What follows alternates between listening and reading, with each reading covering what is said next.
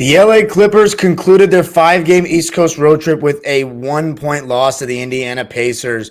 What went wrong in the fourth quarter that allowed the Pacers to score 38 points? And how was the road trip overall? And how was the year overall for the Clippers of 2022 as we close out the year on today's Locked On Clippers? You are Locked On Clippers, your daily Los Angeles Clippers podcast, part of the Locked On Podcast Network, your team every day.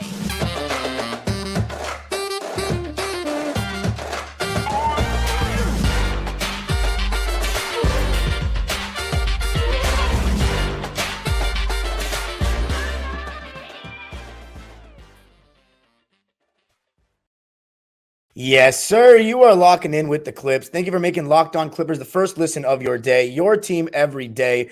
I am your host, Darian Vaziri, in my 18th season as a Clipper fan. You can also follow me on Twitter and Instagram at DimeDropperPod, and of course, subscribe to my own YouTube channel known as Dime Dropper for more NBA, Clipper, and LA sports content. For today's final episode of 2022, and today's episode is brought to you by BetOnline. BetOnline, where the game starts. Make sure to place all your bets. You can even find podcasts on there on betonline.net. But for today's episode, Clippers close out the 5-game road trip against the Indiana Pacers, the team in which Ivica Zubac had 31 points and 29 rebounds against a couple of weeks back. And Miles Turner and the crew took it quite personally because this was a tough game, an exciting game. But the Clippers would ultimately fall short 130-131 and end the road trip 2-3, which I'm a little disappointed with. I'm not going to lie. I wanted 3-2. It would have been really nice to say we're 22-16 going back home for this Miami game, but we are not. We are 21-17. We went under 500 in this road trip. All the losses coming to teams that are doing well this season. Obviously, Philly and Boston, two of the best teams in the East, two of the best teams in the league. Indiana has been one of the surprises, if not, for me, actually, they've been the most surprising team of the season. And really what they do is it's the Tyrese Halliburton show. And they have shooters and some good length and youth around him. But Tyrese Halliburton, I counted today, he's played in 35 games out of 37 for Indiana. And without him, they're 1-1, but he has been the anchor. He carries this offense in pick and roll, does such an amazing job. So let me know today, going into the new year, what's the one adjustment? And don't give me a trade. What's the one adjustment with this current roster that the Clippers need to make? So I'm going to be talking about everything. Let's start with the fact that the way the Clippers lost this game was defense. The Clippers are top 5 in the league in defensive rating. And by the way, I hope that number starts to drop because I don't think it's accurate. I think that, it's statistically accurate, but I don't think the Clippers actually play top 5 defense in the NBA. I think that because Ty Lue is very persistent with the 3-guard set, in which we saw a ton of today without Nico Batum, a lot of John, Norman, and Kennard sharing the court, and even Reggie, Kennard, and Norman sharing the court for large stretches. Paul George was playing center again today for large stretches. And when I say play center, I mean just being the tallest guy on the court. You're basically playing with no center. That does not optimize defensively what the Clippers can do.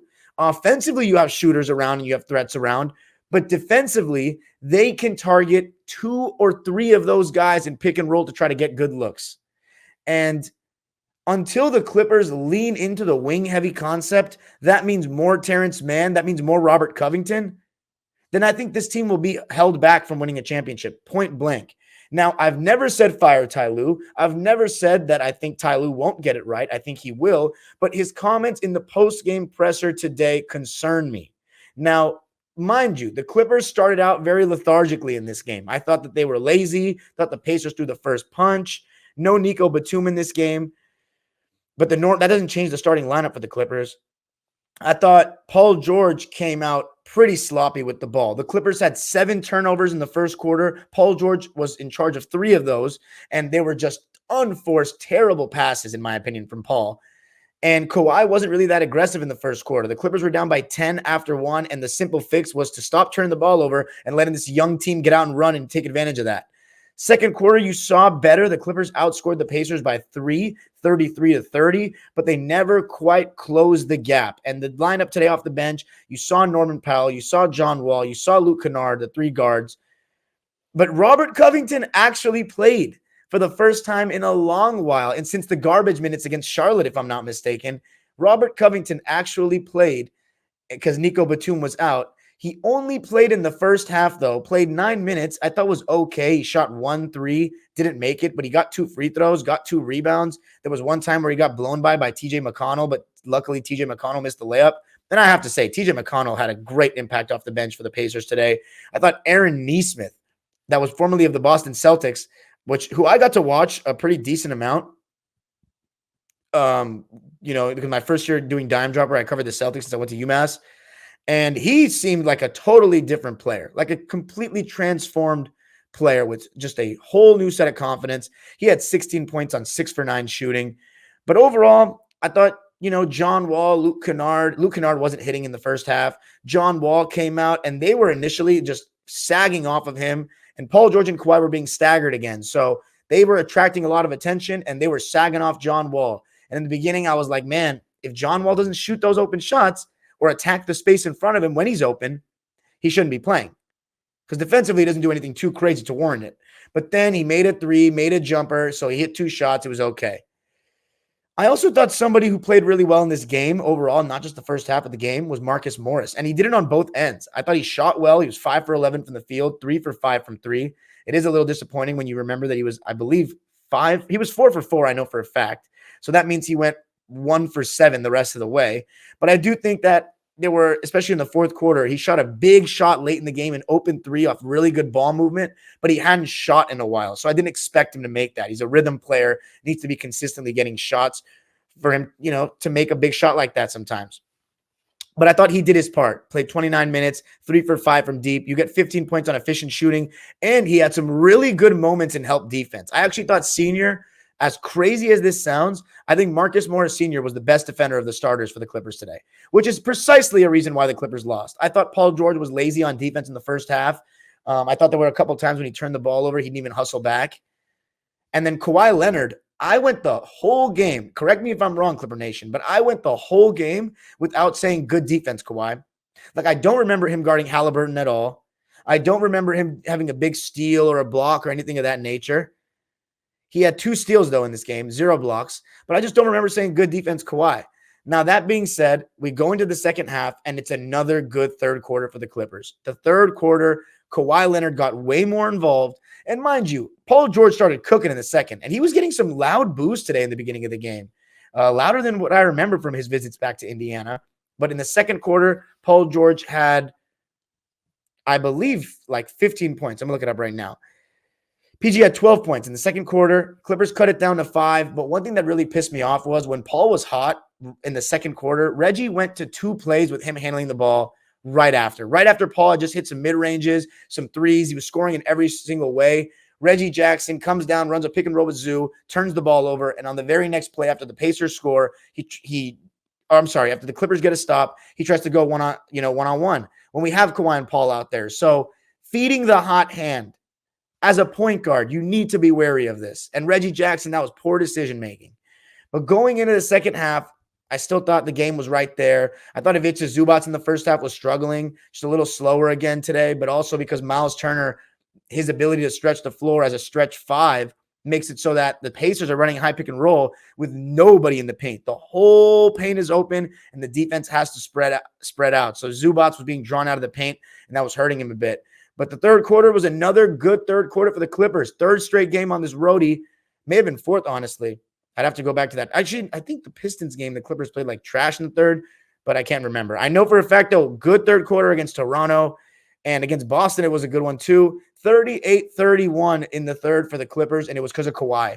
Clippers were force-feeding him, and against Andrew Nembhard, the rookie from Gonzaga, and he has a huge size advantage there. They were double-teaming that a lot in the first half, and the Clippers were getting a lot of looks, but there were still times where Kawhi was deep enough where he could still shoot over the top, and he was doing exactly that in the 3rd. Clippers went down by 14, 71-57 early in the 3rd, but after that, Kawhi got 2-and-1s, mid-ranges, kicked it to Paul George for the first of 2 consecutive threes by him. The defense was tightening up since they were making shots and able to set their defense. Kawhi had 17 points in the 3rd quarter. He woke up and hit a 3 late to tie it at 93. And finally in the 3rd quarter, you saw Terrence Mann finally check into the game. But here's the funniest part. It wasn't for one of the guards. It was for Rocco. So Rocco didn't even play in the second half. So now you had Terrence and Paul George out there alongside Luke, Norman, and John to start the fourth quarter. Paul George as your center.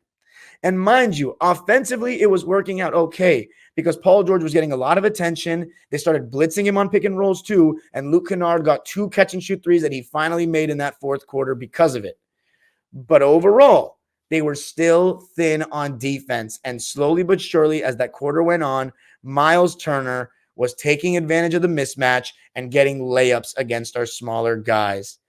And Reggie Jackson came in for John Wall around the 9-minute mark because John Wall, after making a floater for his third field goal, had 2 turnovers, one on a pass for a Terrence Mann lob, and I forget the other one. But Reggie came in. John's night came to an end. And I honestly think that was a good substitution by Ty in terms of taking John out.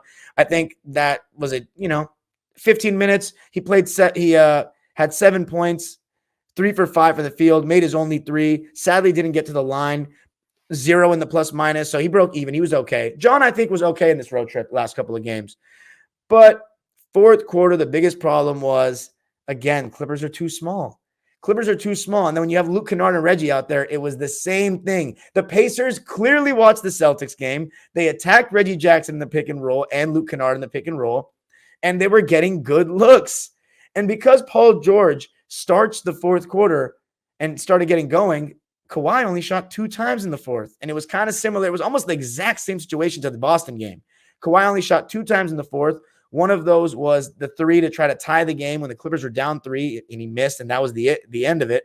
But Tyrese Halliburton was just the dominant force in the fourth. I believe he had 17 points in the fourth alone. So even though the Clippers were tied going into the fourth and have the 2 best players allegedly on the court, it was Tyrese Halliburton that shined brighter than anybody in the fourth quarter and just dominated the game. What went so wrong defensively in that fourth quarter? What can the Clippers do better to fix it? Going to be talking about all that coming up. You're hanging out with some friends and putting back a few drinks. A few becomes a few too many. As the evening comes to an end and people start to head out, you think of calling for a ride. Nah, you live nearby. You can make it home okay. It's no big deal. What are the odds you'll get pulled over anyway? And even so, what's the worst that could happen? Your insurance goes up, you lose your license, you lose your job, you total your car, you kill someone. Everyone knows about the risks of driving drunk. The results are tragic and often deadly. However, that still didn't stop everyone from getting behind the wheel while under the influence. That's why police officers are out there right now looking for impaired drivers on our roads to save lives. So if you think you're okay to drive after a few drinks, think again. Play it safe and plan ahead to get a ride. It only takes one mistake to change your life or someone else's forever. Drive sober or get pulled over.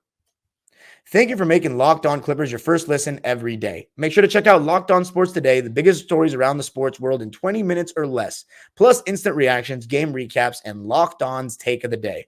Locked On Sports Today, available on YouTube and wherever you get your podcasts. As you know, Locked On Clippers is free and available on all your podcasting platforms, including YouTube, so make sure you subscribe. Apologies if my audio sounds a little less great as usual. I'm releasing this episode kind of fast because I want to make sure I get it out before the new year so you guys can listen before you get into your nighttime activities.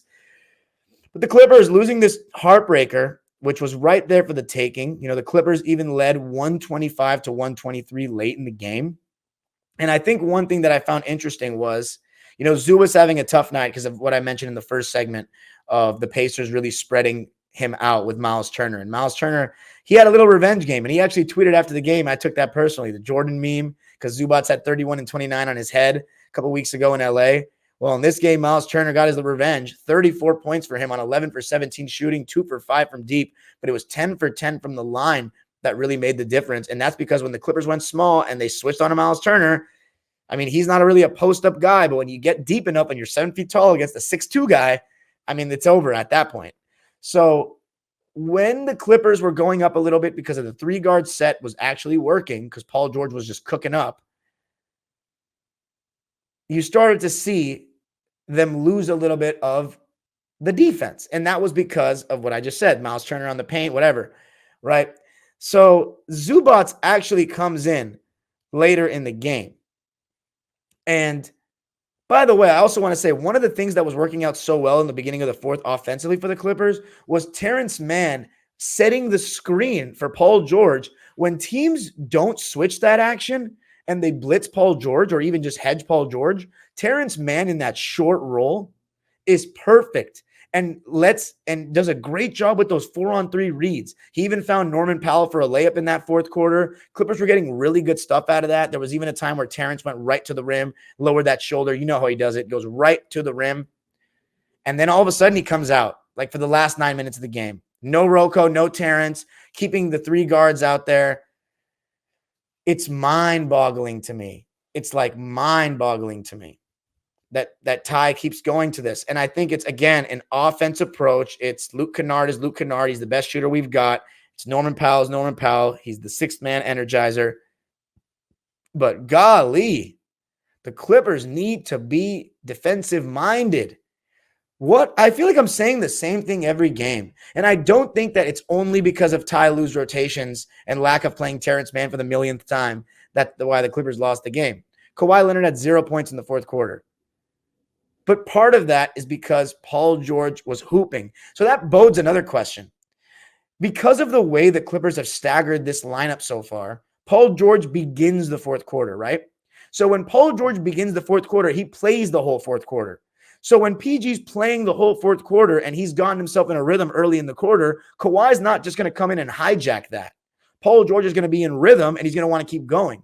But with Paul George, again, I'm going to keep saying it, he's great, but he's not a number one on a championship team. And tonight was not an example of why, but he makes careless decisions and he's loosey-goosey with the ball. Kawhi Leonard, on the other hand, is a Terminator killer. Been there, done that, won a championship as the finals MVP. I want the ball in his hands late, but when Paul George has it going, it's hard to say, give it to Kawhi and stop going to the hot hand. So that's something to consider. Do you think the Clippers should switch up the stagger and have Kawhi play the whole fourth and Paul George play the whole third? Because Kawhi ends up playing the entire third, sits the beginning of the fourth. Paul George sits the end of the third, and he plays the whole fourth. So what happens is Kawhi only shot 2 shots. But there was one play where Kawhi attracted extra attention, made a really great pass to Paul George, who hit a 3 and put the Clippers up 123 to 121. Now, Ty Lue at the 3-minute and 47-second mark, he made the change because he saw Luke Kennard was getting attacked on defense. He took Luke out and put Senior in. He took Norman out and put Zoo in. So it was the starters. It was just the starting lineup in there, which was okay. But again, you know what they're going to do. They started attacking Zoo and Reggie in the pick and roll. And I will say Zoo might get some blame for this game because I don't think he was as strong as usual. But I think when Reggie and Kennard are guarding the pick and roll with the Ivica Zubats and they're not doing a good job of getting over the screens, Zoo is made to look bad because his man is scoring, but he needs to show on the ball handler. He can't just guard 2 people at once all the time. He needs his, the guy that's chasing the screener over to be at least in his rear view. When Reggie Jackson and Luke Kennard are behind the play out of it after a screen, Zubats has to guard 2 guys at once. You need a rotation. If Zoo steps up to the ball handler and it's dropped off to who Zoo's guarding initially, then you need a rotator. There was one time where Paul George just didn't rotate at all. But then there was another time where a couple plays later, Marcus Morris Sr. rotated and forced a miss. So the fact that I'm saying Marcus Morris Sr. was doing the right thing and Paul George wasn't is pretty rare. But that's just an example of one thing. I don't think Zubats had a terrible game. And I think Zoo and Reggie actually had some decent moments guarding that pick and roll with Halliburton and Turner late. But Halliburton just made some amazing plays. You got to give it to that guy. He's really carrying this team offensively. He was amazing in the fourth quarter. He made an amazing 3, snaking the pick and roll to put the Pacers up 121 to 120. As I said, Kawhi then found Paul George for the go-ahead 3. And then Tyrese did the same thing. Reggie Jackson, Zoo pick and roll. Again, though, sometimes this makes me think that Reggie shouldn't be playing late in the game. If you really want to put teams in hell defensively, it's Nico, who wasn't healthy tonight. I get it because the sprained ankle. But it's Nico, Kawhi, Paul George, Terrence Mann, and either Norman, Rocco, or Senior. One of those 3. Or you can have Zoo in there.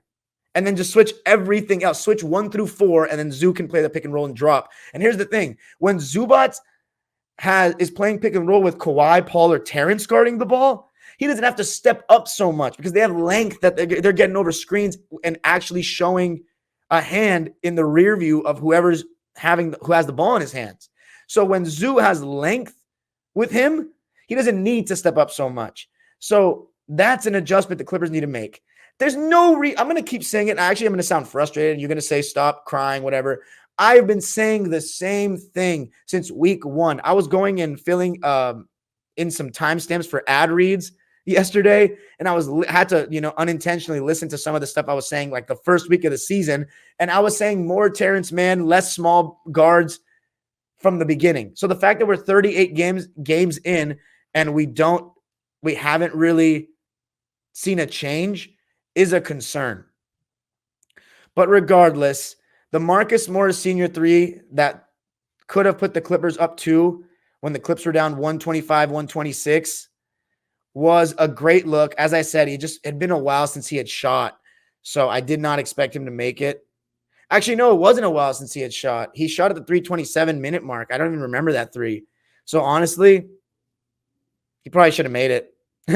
He probably should have made it. It'd been 3 minutes, though, which can feel like a long time when the game is stopping, but he probably should have made it. It is what it is, though. It happens. You just miss shots. And then Clippers are down by 3. Kawhi gets a decent look at the 3 and misses, and that was the game. So 131 to 130 is the final. Coming up, going to be looking at the road trip overall and talking about the year ahead, honestly, and the year that passed in Clippers basketball. Let's close out 2022 the right way here on Locked On Clippers coming up. You ever lose track of what you're subscribed to and what you're not? Nowadays, more people are canceling cable and watching their TV on just streaming sites everywhere. But sometimes you forget what you are still subscribed to and what not. And if your New Year's goals are to manage your budget better and save money, you need Rocket Money. Say goodbye to last year's outdated, disorganized methods of managing your money and say hello to Rocket Money, the better way to hack your finances in 2023. Rocket Money, formerly known as Truebill, is a personal finance app that finds and cancels your unwanted subscriptions, monitors your spending, and helps you lower your bills all in one place. Over 80% of people have subscriptions they forgot about, like that streaming service you bought to watch just one show on or that free trial that you never even used. Stop throwing your money away. Cancel unwanted subscriptions and manage your expenses the easy way by going to rocketmoney.com/lockedonnba. That's rocketmoney.com/lockedonnba. rocketmoney.com/lockedonnba. All right, let's close this out. So before we finish off on this Pacers game, in which, in my opinion, the key to the game was the defense wasn't good. Kawhi needs to get more looks in the fourth. But when you concede 30-plus points in every single quarter, that's going to be an issue. You're not going to win games. When you allow 38 points in the fourth quarter on the road, you are very, very, very unlikely to win games in the NBA. And that's what happened with the Clippers tonight. And if the defense is going to be what this team makes their identity on, they need to lean into the wings. I'm sorry, I'm going to keep saying it. What John Wall's addition did, I understand the concept, but the reason why I wasn't high on it was because it just gave the Clippers another guard. And right now, we were right. Whoever said the Clippers are going to have too much depth for their own good, we're right now. They are right. There's no arguing it because Ty Lue has not figured out the way to maximize this team when everyone's healthy. And, when they're not, I think the Clippers are okay, even though I still think Terrence Mann should have been playing more. But now that the Clippers are healthy and he actually has to make decisions on who to play and who not to, he's not doing a good job so far. Does this mean he's a bad coach? No. Does this mean he should be fired? No. Does this mean he's still not one of the best coaches the Clippers have ever had in franchise history? No, he still is. But I'm disappointed in his post-game response today. They asked him, what about Terrence Mann? So here's what he said to that. Here is what he said to that. Andrew Greif of the LA Times, sorry if I mispronounced your name, buddy, said, ask Ty Lue what Terrence Mann's role is when the team is back to full strength after he didn't play in the first half, but featured prominently in the small lineups in the second half. And he said, I don't know. Basically said, I'm still trying to figure out how to maximize the small ball units.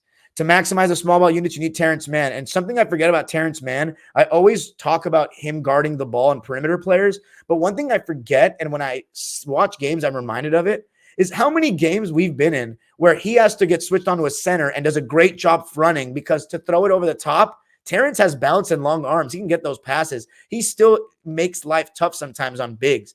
So he just does so much for those small ball lineups. And if you really think back to the best Clipper runs in recent years in the Ty Lue era, especially that 2021 playoffs, the small ball lineups with Terrence Mann were when the Clippers had the most success.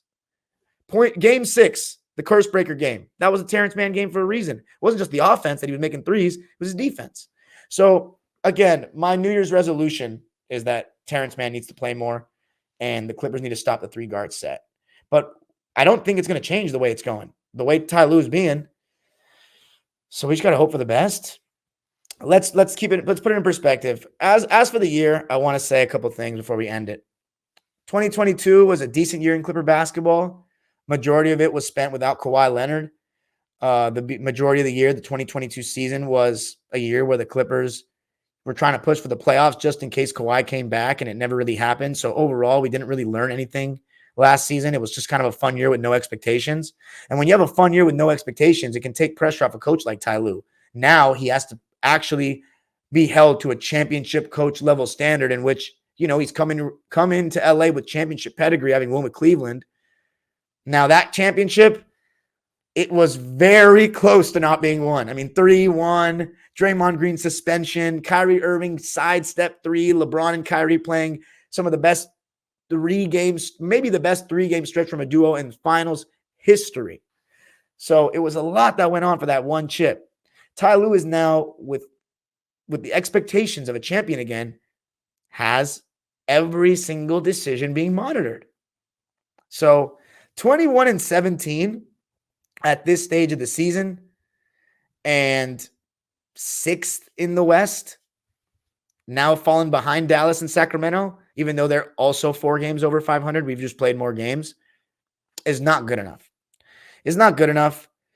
I think the road record is good, 10-10, but the home record is no good. And if we look at the actual team, there's obviously some context to why the record is like this. Paul George has played in 27 games out of 38, so he's missed 11, which I don't mind. Again, if Paul George plays 60-plus games, that's what we wanted before the season. That's good. Kawhi Leonard has played in 15 games out of 38, so he's missed 23 already. So 23 games already means that the most he can play is 59, and he's not going to play every other game. So honestly, for Kawhi, if he plays over 50 games, that would be great. That would be absolutely great. But the Clippers' schedule is not going to be easy going forward. It's going to get tougher. The West is very close. The bright side is Kawhi Leonard is starting to be himself. He's averaging 17 points now. He was around 13 for the longest time. He is shooting 28% from 3 now. So a couple of weeks ago, he was just at 13. Now he's at 28%. He's shooting 48% from the field. He's already passed Paul George in field goal percentage at this point. And Norman Powell is also playing really well.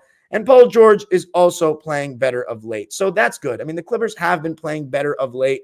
And the fact that they went on a 5-game road trip and got some really good East Coast teams like Philly and Boston, those matchups out the way, is great. But this year overall has been okay for the Clippers. It's been fun for me as a fan. And the biggest honor is to take over this podcast for you guys. That's something to acknowledge. Clippers aside, me being able to do this is quite the pleasure and honor, and I don't take it for granted at all to talk about my favorite team like this. I just expect a little more. And I think in 2023, it's safe to say we should expect a little more. As far as the 60-win pipe dream that I said in the beginning of the season, that's obviously done and was stupid of me to even say. For the Clippers to get 60 wins now, they'd have to go 39-5 for the rest of the season. So that's not going to happen. But can they go 31-13 to get 52 wins? Because it seems like 90%, 95+% of NBA teams in 80+ game seasons won 52 games or more when they won the championship. The most notable, obviously, the 2 teams that were below the 3 seed that won, the 69 Celtics and the 95 Rockets, but also the 79 Sonics, 78 Bullets, 77 Blazers, 76 Celtics, and 75 Warriors, where I think all 54 wins and under. So that was an interesting period. It was also a weird time in the NBA. But I think the target number for the Clippers to finish top 3 is 52 wins. And to do that, they got to go 31-13 in the second half of the season. Or should I say from this point forward? Can we do that? I think we can. But 2 things need to happen. Clippers got to stay healthy with Kawhi and Paul, and they got to lean into the wing-heavy approach. Simple as that. That's all I got for that. As far as the road trip, it wasn't great to me. I think if the Clippers had won this game, it would have been great. 1 game can make the difference. But I really wish everyone a happy New Year's. 2023, guys. Is this going to be the year the Clippers do it? Is this going to be the best year of our lives? The best year of our lives as fans? For some, if the Clippers win a championship, maybe that'll just make it the best year of your life. If you're that big a fan, it means that much to you. I don't know if it will to me, because 2019 was a pretty fun year for me in my personal life and a fun year for the Clippers because we got Kawhi and had that great, fun 2019 team. But man, this got to be the best year in Clipper history, right? It's not going to be the best record, which sucks. I wanted it to be best regular season and playoffs, but it's not due to the state of our players. 31-13. I'm hoping that's the case from this point forward. 2023, New Year is upon us. Is it going to be the year that we hoist that trophy? Well, one step at a time. It's an honor and pleasure to bring you these podcasts. If you want to follow me, you can follow me on Twitter and Instagram at DimeDropperPod. And of course, remember to subscribe to my own podcast and YouTube channel, Dime Dropper, where I just go all out about NBA, LA sports, and the Clippers. And of course, remember to comment on today's pinned question. What's the biggest adjustment the Clippers got to make heading into the new year that doesn't involve trades or a coaching change? The age-old proverb continues. Go Clippers. Have a great, and safe new year. Don't drive drunk.